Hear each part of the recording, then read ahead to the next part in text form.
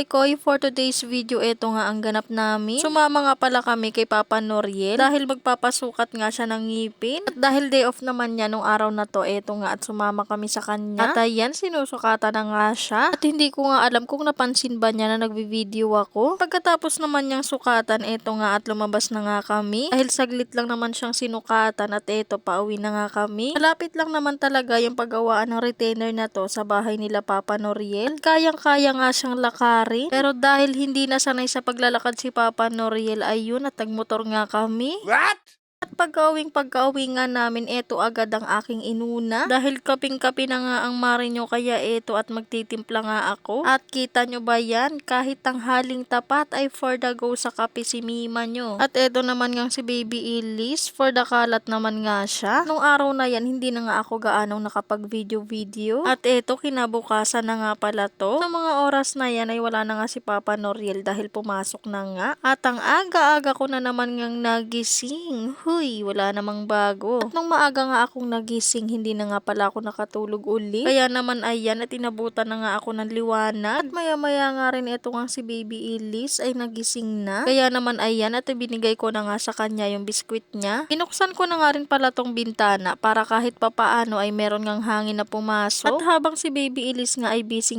sa kanyang pagkain, ito naman ako at busy rin sa pagliligpit ng aming higaan. Inuna ko na nga palang iligpit yung mga unan. Pinagpag ko nga pala yan para naman kahit papaano ay matanggal nga yung mga alikabok. At pagkatapos ko naman sa unan, ito naman ngang kumot ang itinupi ko. O diba, ganap na ganap ang Marinyo, hindi naman talaga siya ganyan. Char. Pagkatapos ko nga pala sa unan at kumot, eto naman ngang higaan yung itinayo ko. O Marikoy, ibang tumatayo yung naiisip mo, hindi yun ha?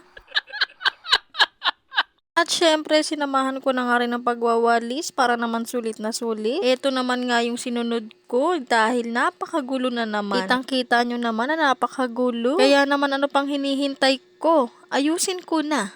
Hey, char. Tinaktak ko nga pala muna para naman matanggal nga yung mga alikabok. Katapos ko nga itaktak, eto nga at magsisimula na ako. Kapag hindi ko pa kasi ito sinimulan, ay baka abutin ako ng siyam-siyam.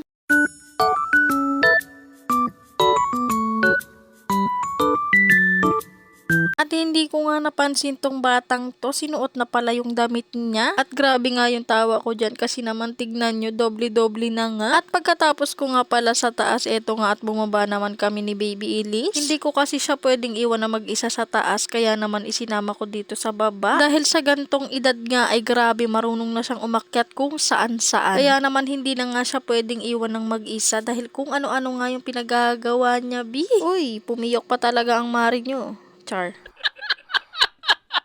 At dahil magtatanghali na nga pala ng mga oras na to, kaya eto at magsasaing na nga ang Marinyo. At grabe mga Marikoy, tingnan nyo nga tong rice cooker namin na ginagamit. Napakaliit. At alam nyo ba kung saan nakuha ni Papa Noriel yan? Malamang hindi. Kaya ito sasabihin ko na. Nakuha nga pala yan ni Papa Noriel sa Christmas party nila. O diba, napakaliit, napaka-cute. Diyos mio. At ayan, nagsaing na nga si Mima nyo. At aminin, napakaganda rin ang kulay. At habang ako nga ay nagsalang ng sinaing, eto nga si Baby Elise busy nga dito sa pagsiselfone. At maya-maya nga rin eto nga at kakain na nga kami. Ayan nga ang bata, for the tinidor pa nga ang gamit. At alam nyo ba, nahirapan ako dito sa batang to dahil kaliwete nga siya kapag kumakain kami. Kapag nililipat ko nga sa kanan yung kutsara niya ay hindi nga siya sanay. At ililipat talaga niya sa kaliwa dahil dun nga siya sanay na kumain. Ako lang ba yung medyo nakis na ganito?